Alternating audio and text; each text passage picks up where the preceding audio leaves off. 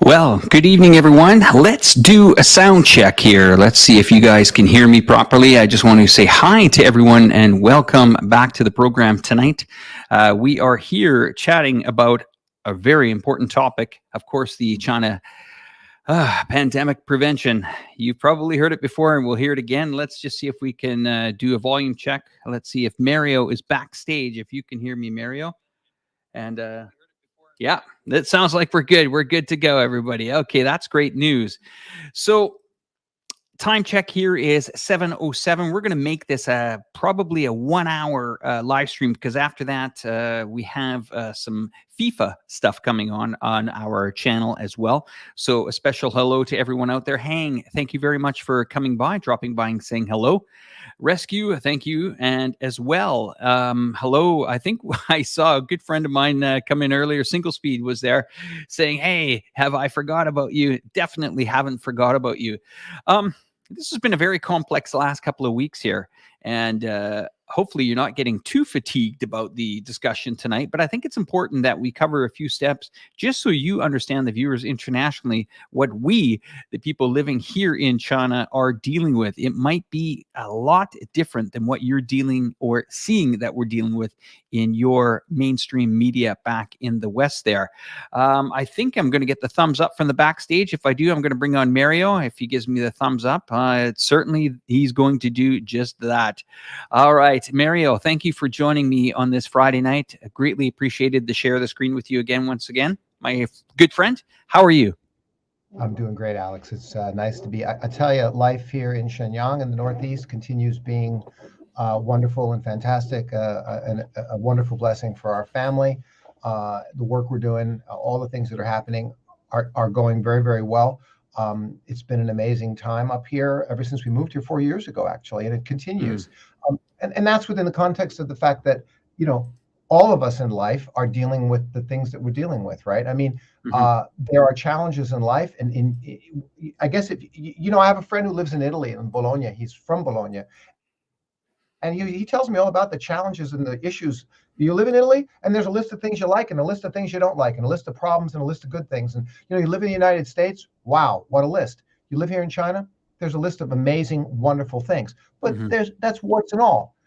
We got to deal with the zero COVID situation. That's interesting. It's challenging. It's putting pressure on the economy. So within that whole context, I'm saying to you, we're blessed. We're really fortunate. But let's also take the time, Alex, to recognize that there's a lot of other people out there, maybe not as fortunate as me and you. They are struggling more, because of the situation. And these are all the kinds of things that we're going to talk about tonight. I'm so glad you invited me on. It looks like you're queuing in from a brand new studio. What's going on there? You got a new studio? Hey, how's it looking, man? How's it looking, man? It's looking very good. It looks looking very good. I'm doing some things to, I want to, for all the people that are following me, I appreciate all of my followers and viewers very much. I'm doing, I'm not a technical guy. I'm not a YouTube guy, but I'm making an effort to do things. I got this nice new background in, and yeah. I'm happy. I hope. What do you think, man? Come on, tell me. Very good. I mean, very good. For those that are watching us from the East and West Coast in the United States, pretty early there. But as I've seen throughout a lot of our live streams lately, that we've had over 1,000 viewers in total. After the live stream is over, it seems that you guys queue in and watch and leave comments. So I just want to say a special thank you and special really to the loyalty that you are showing our channel here. In the last 6 months, we have grown by over 2,500 subscribers, and a lot of you are now coming into our channel, and a lot of you are engaging, watching, whether it's, well, we're live or we're not live. I think the sweet time is about 9 p.m. or 9 a.m. That seems to work on both sides of the coast there in the United States of America. But let's get right down to this. I mean, I've been seeing a lot of stuff come out here lately, and I think if for the viewers, I'm in Chongqing, okay, and you can see some of the numbers here below the screen here. We reported 258 locally transmitted confirmed cases and 6,242 local asymptomatic infections for November 24th. That's a pretty big number. But there's a number that I think people have really missed here, and that is, let's look at this in the larger scope of things here, really. And let's take a focus on if this would have happened years ago and this country of 1.5 billion was not prepared, we would be in a lot of trouble here. And a Good lot of point. things have happened since March of 2020. Vaccinations have happened, contact tracing apps have happened, mass testing has happened, and an understanding has happened. But you do ask the average Chinese person what they feel about COVID. Generally, they are, first of all, they don't want to get it. And this mentality that we see and view around the world, people are saying, well, you're going to get it anyway, or it's eventually going to happen in your country, or it's eventually going to rip in your country. I'm sorry to say that No, people don't buy into that philosophy here in China. They're not going to not at all. ever buy into it. And Mario, maybe you can share a little bit of your insight on that, please. That's right. That's right. I'm going to, I want to share with all of you the most fundamental reality which explains why China is in and following and has gone with what's now known as the zero COVID strategy. It was their strategy from day one, meaning Wuhan, and it hasn't changed at all. Now, that's an incredible thing. There are people out there who are going to try to imply that it's for different reasons, that it's not real. The same old tropes that China is evil, that the government is evil, that the CPC, they say the CCP to be insulting and derogatory, is evil, has no good intentions, they just want totalitarian control, etc. And I'm telling you point blank that all of that is a bunch of nonsense. Okay, now, people that are out there want to think otherwise, want to go and spew otherwise. That's okay. I can't change it. Okay. I'm going to be a light for the world, but there's a lot of evil and darkness out there in the world, and it's been there for thousands of years, and it's never going to not be there. Okay. The reality of China is this. China is now the largest, safe, stable, successful, capable, civil, and peaceful country on the planet. I can go through all of those one at a time, and it's demonstrable. First of all, it's amazing that this country could be so successful, and not only that, but it's 1.4 billion people. How would you like to be in charge of one? Would you take the job of running a government for 1.4? But dude, don't offer me that job. I don't want it, right? I No. mean, that you say, who wants that job? Nobody wants that job. So that they've done it for 1.4 billion people is amazing. 800 million now of them, about 60% are urbanized. And I think it's every month, another million are coming into the cities, and they keep building up the country. It's the modern miracle of the world. Europe's Renaissance was the modern miracle of the 19th century. America's rise was the modern miracle of the 20th century, and China's rise is the modern miracle of the 21st century. Jim Rogers will tell you this: you should have been in America last century. You should be in China this century. Okay, these are the realities. So it's the largest. It's so safe and stable and civil here. Okay, in America, and I'm just using America as the example, but it's UK, France. You see violence, crime, guns. You have deteriorating neoliberal, deconstructed societies that are in decline. I'm not gloating about this. I'm not saying it in a comparative way. We're better than you. No. It makes me sad. It's a deep concern for all of us. But this is not happening in China. China is, and it's not my personal opinion. It's not the Chinese government telling you this. It's Western organizations, top like Harvard and Edelman PR, who tell you the number one most trusted government in the world, the number one safest country in the world is China. So that's not anybody's imagination. Oh, but there's a factory in Zhengzhou and there's riots. Yeah, there's one factory in Zhengzhou and there's riots. So what? There's 50 million factories where there aren't any riots. Okay, well, and they're not handling COVID well. Look at what happened in Shanghai. No, Shanghai was unfortunate. Shanghai was a failure. It was. But there were 9 other cities in lockdown at the same time who succeeded. They went in and out of lockdown in 2 weeks. I've been in and out of lockdown myself here in Shenyang, a city of 9 million people, 3 times. Successful.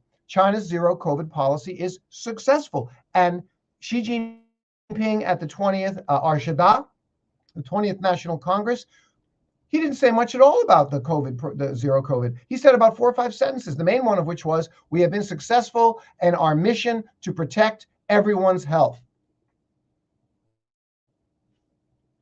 That's the Chinese government, ladies and gentlemen. Their mission is to take care of the people. If they don't, yes, it's true, the people will revolt. Their mission is to take care of the people.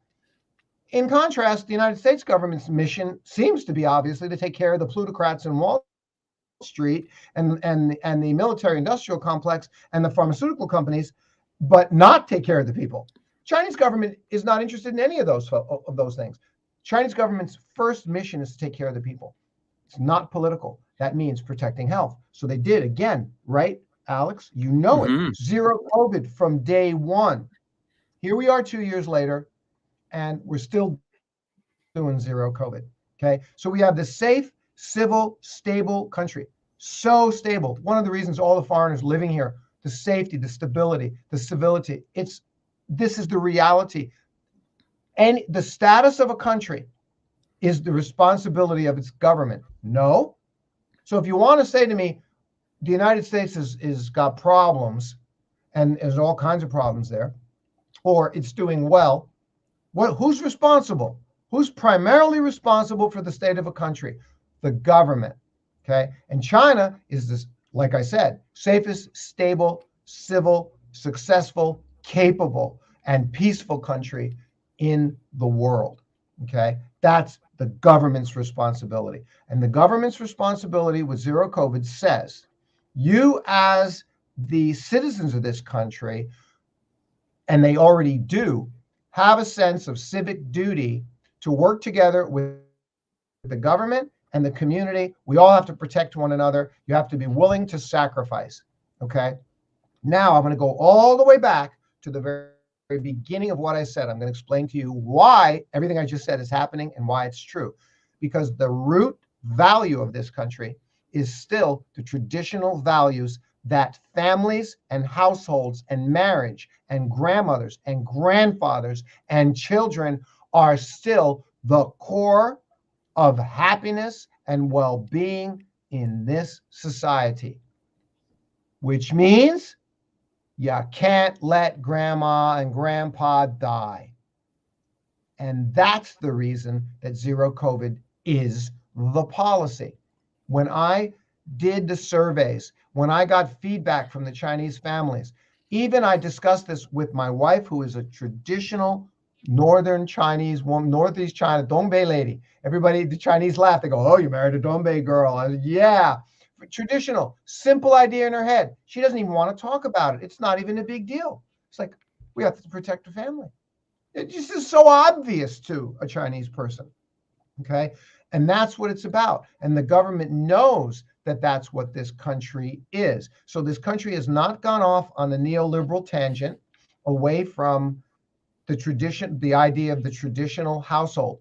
La familia, marriage and family, is the center of this society. It's the core of the well-being of the society. And that means you protect the parents and you protect grandma and grandpa.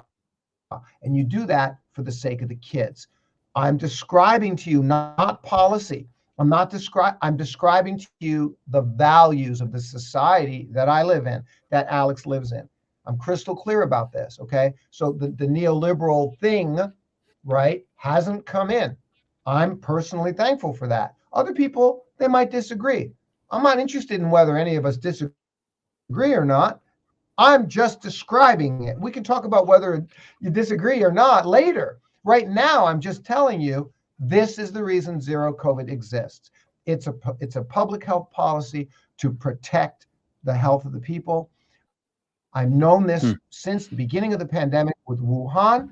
And what did Xi say 2.5 years later at Arshada, 20th National Congress, in his speech, Alex, that you and I did live 2 weeks ago? He just said the same thing. We've been successful at protecting people's health. That's our top priority, not the economy, which leads us to more conversation, doesn't it, Alex? Because that's a problem. It is now Going into the third year, people are getting tired. People are getting fed up. They are. They're running out of savings. They're small businesses, local restaurants, which we all love here in China. They are struggling going into the third year of this zero COVID policy. It is putting pressure on the economy in many, many ways. That is a legitimate concern. I'll stop right there. I get this sense that the collective West countries want failure here. I feel this. I feel that they want failure. Is it because they can sell more newspapers? Is it because they can get more headlines for their breaking news? One figure that they're not getting that I think they want is, if you watch a lot of these Western media, collective West, they like body count. As strange and morbid as it is, they live for death tolls. That's why you see mass shootings. If if it happens in the U.S. weekend-wise, if it doesn't break a certain amount of number, it hardly gets reported. But if it starts to climb in the double digits, it gets media attention. And as strange as it sounds, I just have this feeling that they want to see failure. You can't tell me that a country, all these other countries, 180 some countries that have all had massively failed COVID policies. Okay. Let's have a look at this figure that we're just putting on the screen here. Today, the death rate passed 30,329, and Taiwan contributed the most, 16,000. Terrible. I mean, these numbers are real, and it's amazing that I get this feeling that the mainstream media continues to push this narrative that China, the draconian lockdowns. Listen, I'm on my 17th day here. I think I'm correct on that. I think 15th or 17th day. We can go to the building only to get tested.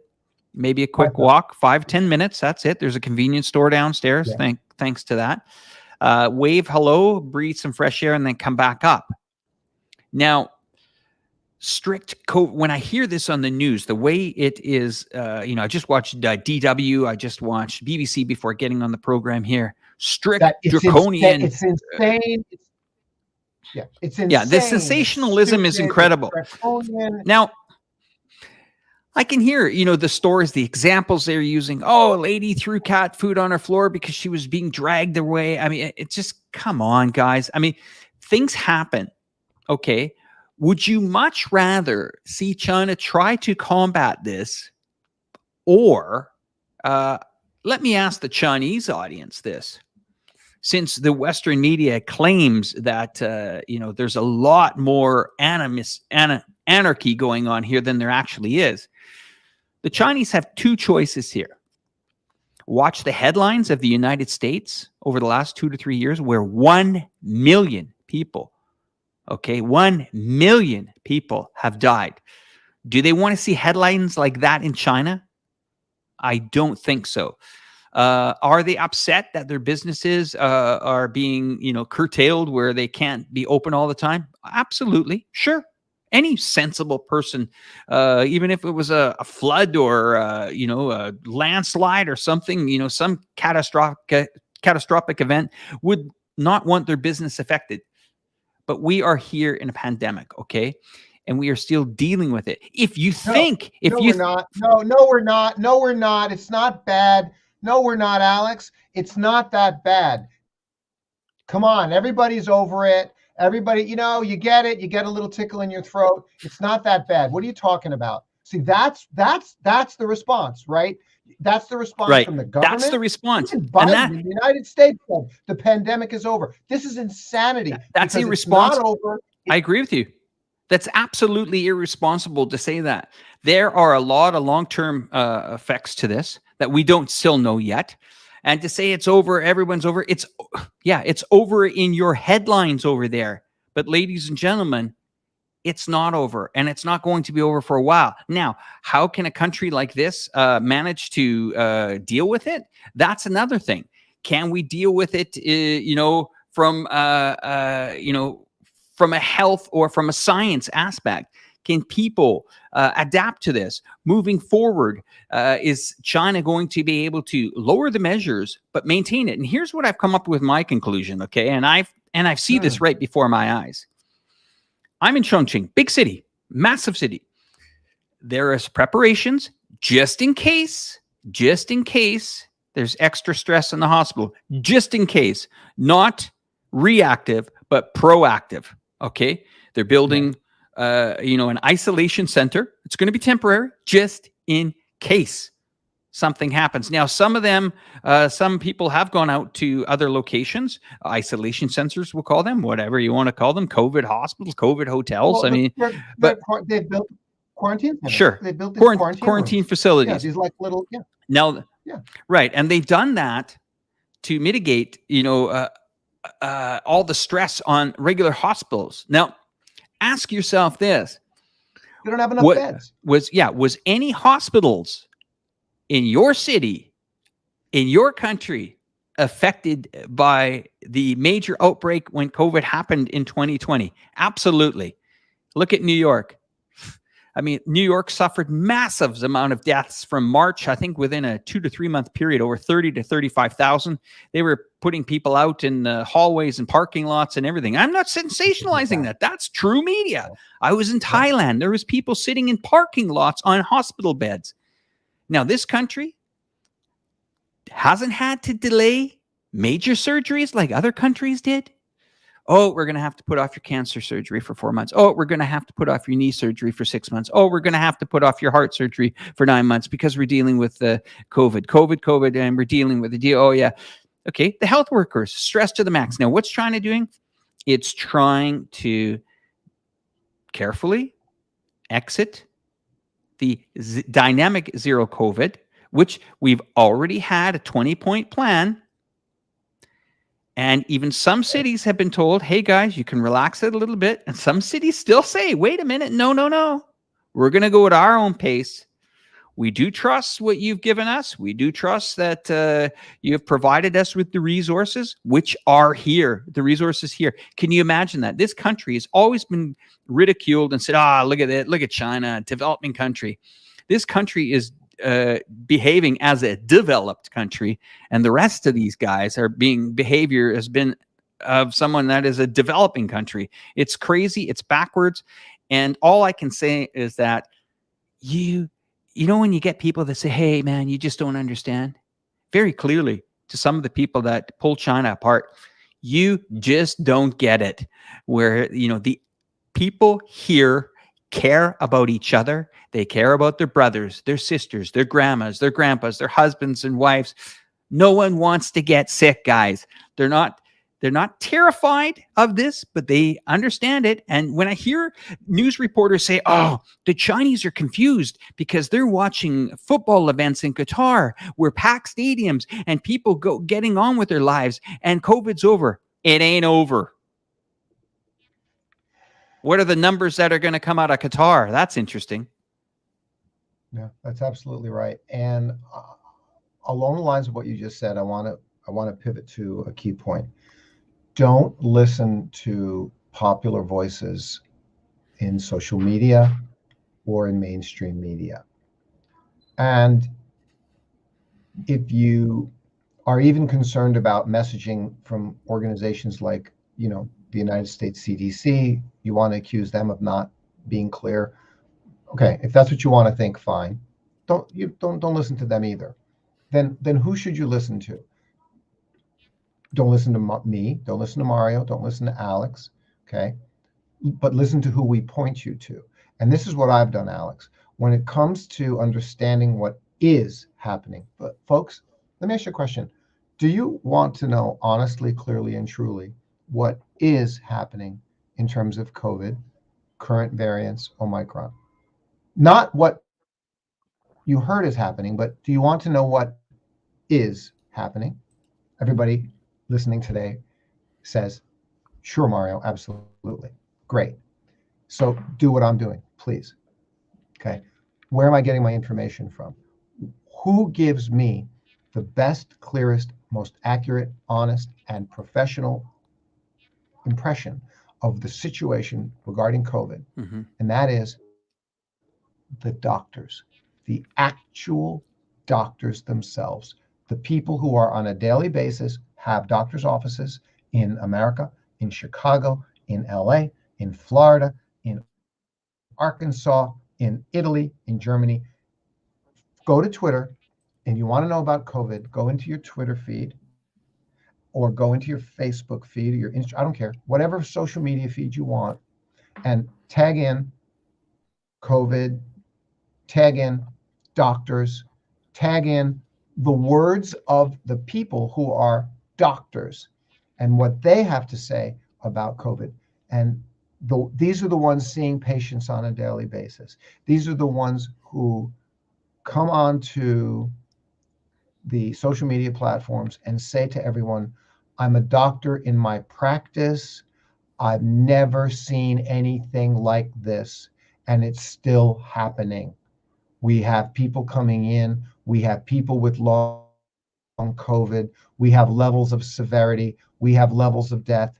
This is what I, as a doctor who sees patients every day for the last, 10, 20 years, this is what I, as a doctor, am telling you what's going on. The doctors and the nurses. Listen to the doctors and the nurses. As far as China goes, China's trying to adjust its strategy, which I've said all along.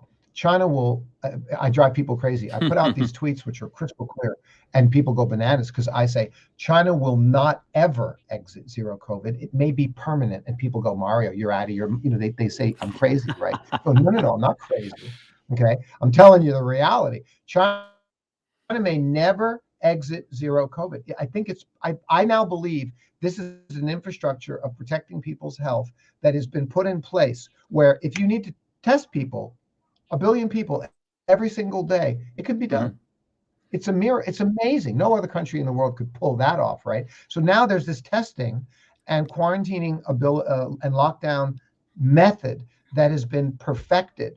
Like they perfected. It is perfected. Cities, and Mario, I just want to add in here, it's perfected. I agree with you. I have it daily here. But what I see, again, which drives me crazy, my own media in my country says, oh, strict COVID testing. And the way they describe testing, have they ever witnessed how you get tested here in China?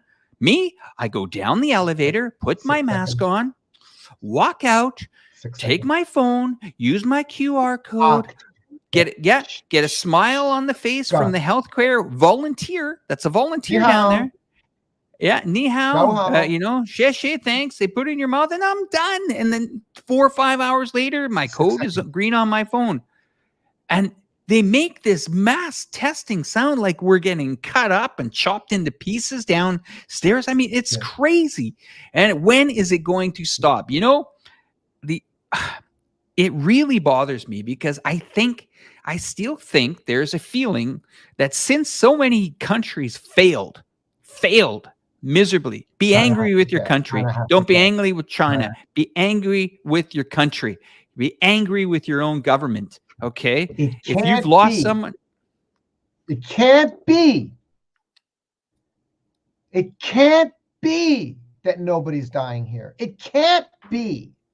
Mm-hmm. Right? Because in our country, everyone died and they screwed it up. So it has to be China is lying, et cetera, et cetera, et cetera. And they're not. In fact, let's point out how the fact that this is, in fact, it's impossible for the Chinese government, federal, meaning central, actually, or provincial or municipal to lie. It's impossible, okay? Because it's all in this. It's in the app. It's in the system. It's like the Apple Store. You can't deny what is the revenue and the sales of apps in the Apple Store, right? It's there. They can't hide it. And whoever tries to hide it would end up losing their job. In China, if you try to lie or cheat about it, you'd lose your post and you might get executed. You can throw in jail for the rest of your life. You're held accountable. Well, thank you.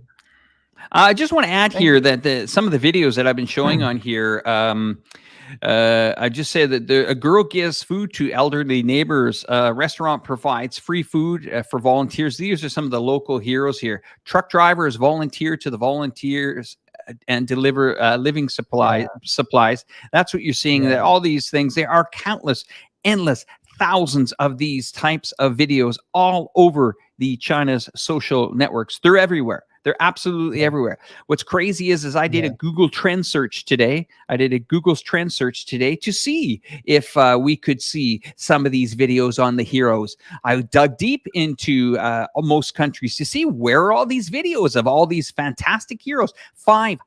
517,000 volunteers here in Chongqing alone. And what did I find? All I found was talking about disruptions, about Same joke. Apple Same joke. iPhones. Right. And they're Same joke. sitting there saying, well, our iPhones, is that all you guys care about is your iPhones? But no, that is the type of reporting that is just, I think, if there's something that Elon Musk is doing is he's actually bringing this to the forefront here, where the media is finally having, one major platform that is trying to balance things out here. And I commend him.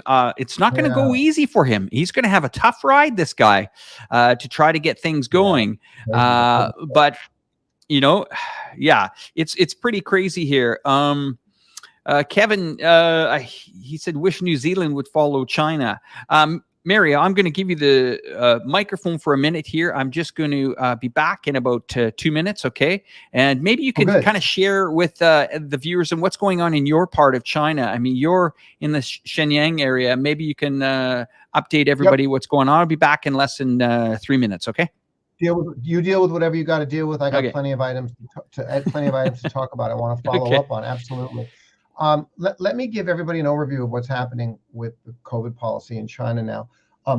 It's zero COVID. I started saying earlier, zero COVID is not going to. I suggested in several tweets over the last 2-3 weeks. I'm like, look, this is permanent. He said, well, that's crazy. What are you talking about? China has to exit. China has to get out. No, you're missing what I'm saying. They have put this system in place successfully. Okay. Let me show you what it is. It's brilliant.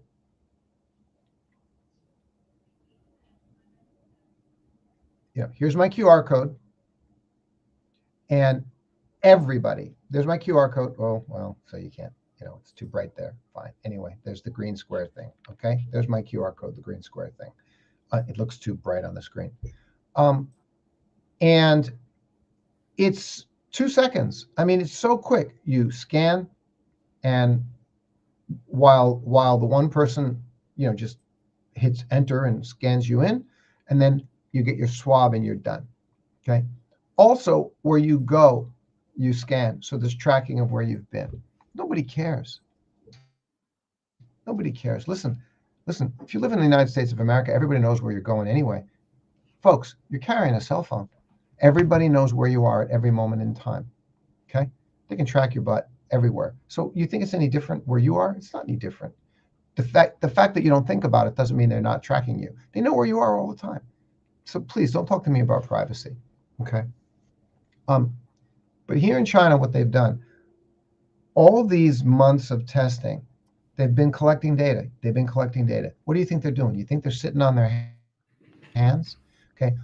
China's, Beijing's best scientists are on the case, right? They're analyzing, they're looking, and they're learning about the data, and they're adjusting the policy. But what I'm telling you about zero COVID is they'll never abandon not letting people die. That's what you got to understand. That's what I mean when I say it's permanent. Okay. Zero COVID is permanent. They are never going to allow grandma and grandpa to start dying of COVID. Just only to where it's a minimal normal number of cases. Okay. An acceptable number of cases. All right. And they're waiting for that day with how the variants keep evolving and the death level, the death rate, and the severity rate. And the reason they're going slow on pulling out of COVID is because of this long COVID problem. Omicron, COVID, the spike proteins, whatever, I'm not a doctor, okay, are causing a lot of other problems in the organs and the brain and all kinds of things going on to a much higher degree than typical annual flu. All right. And that data, that situation, which is being reported all over the world, including in China as well, right, is not clear yet. And that's why they're not ready to pull out of zero COVID. Okay. And they're not gonna pull out of it. They're gonna move this thing slow. I've been saying that for 2.5 years, folks. Look, I'm here. I know what's going on. I tell you how they're handling things because I know this country. I've been here 24 years. I know it from local village right on up through being asked to speak at five-star conferences. You know, I'm not bragging. I'm just telling you. I know the spectrum of this country. I know what's going on. I know the thinking. All right. So these are the realities. And what they have now, finally, you say, oh, it's terrible that Shanghai happened. It wasn't just Shanghai. 9 other major cities were in lockdown at the same time as Shanghai. Okay. They all came out of the lockdown in 2 weeks, smooth, including my city, Shenyang, here in the Northeast. Okay. Shanghai, it spun out of control one time. Okay. And everybody uses that to bash China instead of the other 9 cities that didn't. 90% of the time, zero COVID is amazingly successful. George Yao, former Singapore Prime Minister, he said it very clearly. China has had less economic pressure than any other country in the world. China has had less economic pressure thanks to the zero COVID policy. China has done better than any other country economically thanks to the zero COVID policy. Okay, this is what you need to understand. Now, let me get to it. We got more and better data now. So now they've shifted to, as Alex knows, they've shifted to an approach that says, well, we know what the problem is. We've been very successful at saving lives. Okay. But the economic cost is there. And we need to minimize the impact on people's lives, economic development, economic well-being, household well-being, people's businesses, people's careers, etc. So now what they're doing is they've moved to, and this was the announcement of these measures, right? Where they've moved to more relaxed. Well, number one, more relaxed means that they're going to go with 5 and 3 and 5 and 7-day quarantine lockdown periods instead of 7 to 14. Fine. All right. But the main point I want to share with you on the shift is how they've moved more to isolating. They're doing it on a more isolated basis. And I'm going to give you an example that happened just yesterday here in Shenyang. We suddenly got more cases here in Shenyang.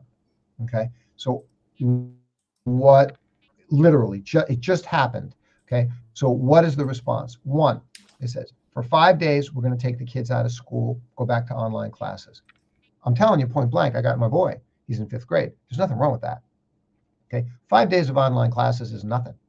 Okay. You can deal with that. And there's benefits actually to online classes. You're with your child. You have a chance to bond with your child and pay attention to your child. Your child is learning other skills from that in terms of social skills and computer skills. So it's okay if it doesn't go on for 3, 4, 5, 6 weeks, right? So 5 days of online classes.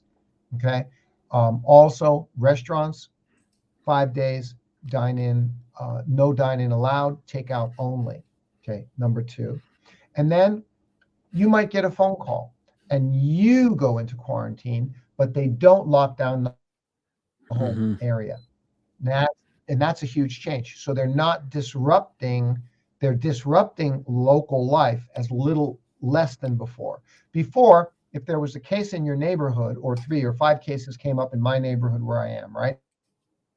Then the whole neighborhood would go into quarantine. Okay. Now, because they have better and more accurate data, thanks to the system being used for months and months and months, now they can pinpoint better. They got the computers, they got the AI analyzing the data, and they know more clearly. So we get a call 2 weeks ago that says, hey, in this case, it was my wife. My wife was with 7 people, with a lady who was a direct contact to a positive case. So the 7 of you ladies, they all were colleagues together at where my wife works at the maternity hospital, okay, need to go into 7-day quarantine. Okay, So we went into 7-day quarantine until we, quote, know the coast is clear. The coast was clear. We came out of 7-day quarantine. So we were in our home, in our building, in a quarantine, right, in a lockdown, okay? But nobody else in the building was in lockdown. So the rest of the people in our apartment complex, which is a 32-story building, right, 6 apartments per story and 6 buildings, their lives weren't disturbed. So they're doing a more targeted and isolated, saying on a more targeted and isolated basis, you go into lockdown, you go into quarantine. Now, if it gets severe, then yeah, they'll say, okay, we need to lock down more. But they're doing it on a more targeted basis to be less disruptive to the society. That's the big change, in addition to the shorter quarantine periods for incoming international travel. Here's an interesting comment here from Chris. He says, here in the United Kingdom, the government are baffled by the fact that there's more work available than people fit enough to work.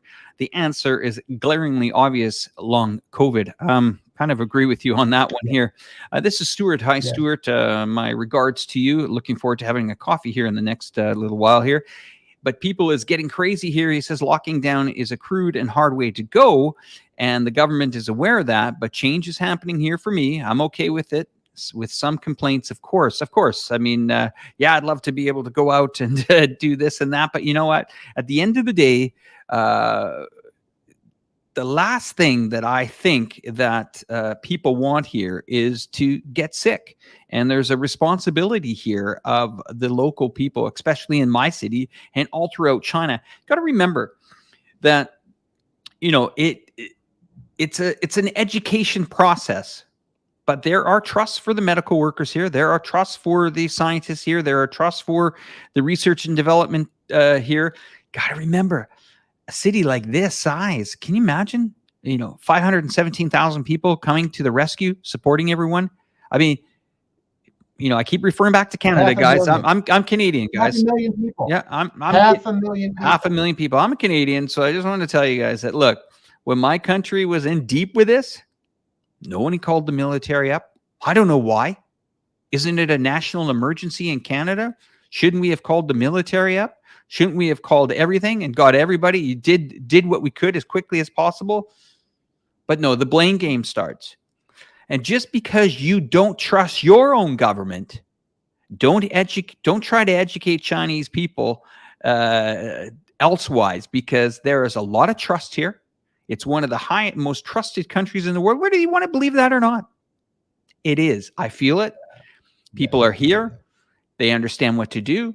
They're educated by it. And yes, there is going to probably, I would see, we're probably going to see a drive to try to get the elderly vaccinated here. Now, that's not saying that they're not, but 2 shots, 92%. 30% more. 3 shots were breaking 80, and I think, no, wait, it's over 92% of the country's been vaccinated. But they have a choice, by the way. Yeah, and it's people have a choice. So anybody that says in the paper, oh, they're forced to get vaccination, BS. You're lying. Stop lying to people about that. Stop lying to people about that. They have the choice to get vaccinated here. Okay, but there's trust, and they understand that. But the numbers I saw this morning here with the amount of vaccinations, and we read an interesting article here that you sent me today. I'm going to bring it up on the screen here. Oh yeah, that was a great article in Financial Times. Thank you very much for that, Mario. You spotted a good one here. Alex, while you're pulling that up, let me say something real quick. Yeah. Because it's the most recent information out of Global Times yesterday, so it's accurate, and that is that 30% of elderly still haven't gotten their 3rd shot. Right. The booster. And the booster for the Sinovac is important because 3 shots of Sinovac is just as effective as any mRNA without the nasty side effects. Okay. So here we are with the numbers here. That's it. And that's the weakness. That's right. That's the weakness. Now, okay, go ahead, Alex. Yeah, and this is interesting. This is, I love how they use the word propaganda machine needs to change to say this is not a scary disease. I mean, It's an interesting article. If you can see through its, of course, bias part of it, it's actually quite a good article. But it says, however, he said that after It's watching the worth handling, reading. That's why I sent it to you. yeah, Yes, it's worth yeah, reading. it says that, however, he said after watching the handling of the pandemic in the U.S. and much of the West, and the high death toll, many Chinese gained a strong sense of pride in the country's zero COVID response. Absolutely. Pat yourself on the Duh, back, guys. duh, Job done. duh. Right. Well done. And Well done, and Chinese people. Well done, Chinese government. Well done. Thank you. and here we are reading our publication saying, "Oh, this colossal lockdown, this is terrible. It's draconian." It's absolutely insulting, to be honest. But if that's the way that they want to spin it to cover up for their failures, that's fine. Last comments here, Mario. We're only going an hour. We're going to only go another probably three or 4 minutes here. Then I'm going to make way for our 9 o'clock thing here. We got some FIFA coming on at 9 o'clock, I believe. We're doing something on the channel so here. We've already blew through 55 minutes. Jeez. Yes, indeed. Listen, all right, we got another show coming up after. But yeah, you're gonna do the closing remarks here, my friend. And anyway, I just wanted to say, everybody, special thanks for coming in tonight. We got a pretty good turnout here of about 47 people watching the program today. Once again, I have to thank the loyal viewers of this channel, Holly and Hang and Suntan. All you guys have been tremendous. It's amazing how much of you guys watch this live stream after it's completed. We continue to break numbers in our back end analytics. I value your support to this channel. Once we get back into the office, as you guys know, that we are in the middle of a brand new studio set up for the Let's Talk China show coming up. It's been an absolute pleasure to share the screen here with Mario. I'm going to let Mario shut down the show because he is the star guest here. And Mario, some words of encouragement for the Chinese people that are going through this difficult time, and maybe a little bit of an education for our Western audience. Mario, once again, thank you from me here at Chongqing, Alex, and I'm going to turn it over to you. And when you're done, just say over and out, and we'll shut down the show. Thanks again. Take care. Perfect. And thank you, Alex. I do want to encourage. I want to remind everyone in closing here that. Let me ask a question. Do you think that the Chinese government would be doing this for no reason? Okay. There are people who suggest the Chinese government is doing this as a ruse to keep control of the society. I mean, what can you say about malign speculation? Those kinds of comments are malign speculation, which are designed to make you think negatively of China. Look, I live here 24 years. I understand the culture. I understand the people. I understand the society. I live here with a local, my family is a local Chinese family. My mother-in-law is a local Chinese lady, doesn't speak a wink of English, okay? Here in Dongbei, I've lived in 5-6 different cities. I understand where I live. I understand the country. I want things to be as good as they can possibly be. I also know all warts and all, whatever they are. There's a reason why China chose zero COVID. I already told you what it is earlier. A guy, I'm not going to say who, a guy that I know through Twitter, he made the comment earlier today. I've spent my 100th day or something like that in lockdown or quarantine this year. Okay. And I wrote him and I said, the 5 million people in China who are not dead, thank you for your civic duty and sacrifice. And that's the truth. Okay. So that's the ball. Don't take your eyes off the ball. There has to be a balance between the benefit and the they say if the cure is worse than the disease, that's bad, right?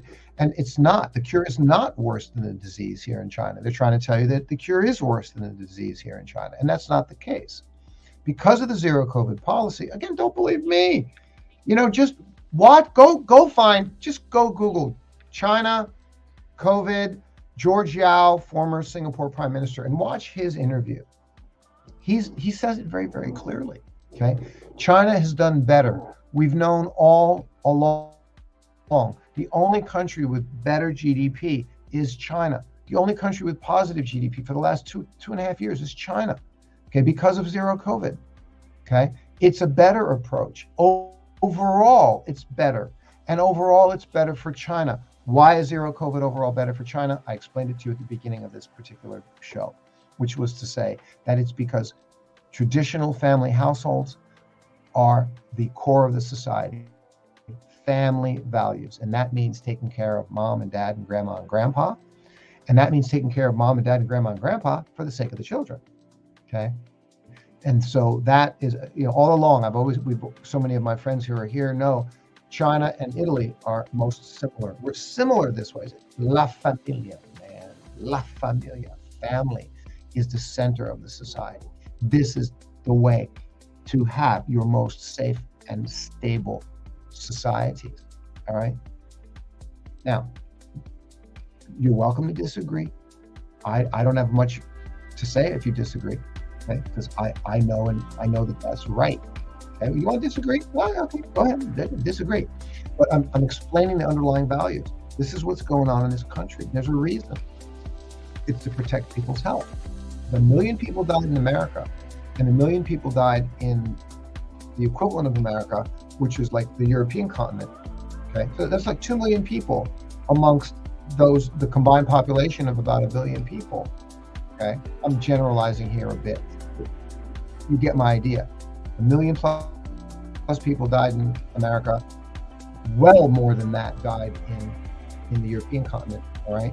So if this was China with 4 times that population, we're talking that many people who would be dying or who would be in hospitals in severity. Okay. That's what you don't want. That's what China's avoiding. I agree with it. It needs work. It's not perfect. They are working on it. They are adjusting it. Okay. Famous saying from, I think it's Deng Xiaoping, right? Cross the river slowly, feeling the stones under your feet. Can you imagine doing that? You'd feel the stones under your feet while crossing.